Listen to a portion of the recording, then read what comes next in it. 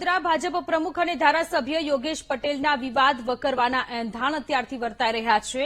હવે ધારાસભ્ય કેતન ઇનામદાર યોગેશ પટેલના સમર્થનમાં આવ્યા. ધારાસભ્ય યોગેશ પટેલના આરોપો અંગે એમએલએ કેતન ઇનામદાર બોલ્યા છે. બોગસ ખેડૂતોનો મુદ્દો 6 મહિના પહેલા મેં પણ ઉઠાવ્યો હતો. બોગસ ખેડૂતોની સાથે અધિકારીઓ સામે પગલાં લેવા જરૂરી છે. અધિકારીઓના કારણે સરકારની છાપ બગડે છે. નિયમો પ્રમાણે કામ થતું હોત તો આવી ઘટના ન બની હોત તે પ્રકારની વાત પણ કેતન ઇનામદાર દ્વારા કરવામાં આવી છે. ધારાસભ્ય આદરણીય યોગેશ કાકાએ જે મહેસૂલ વિભાગની વાતને લઈને માન્ય કલેક્ટરશ્રીને પત્ર લખીને જે અત્યારે રેવન્યુ ડિપાર્ટમેન્ટમાં થઈ રહી ગેરરીતિઓ અને અત્યારે જે ચાલતી પરિસ્થિતિને વાકેફ કરી અને જે તપાસ માંગી છે એ તપાસને હું પૂરેપૂરું સમર્થન આપું છું.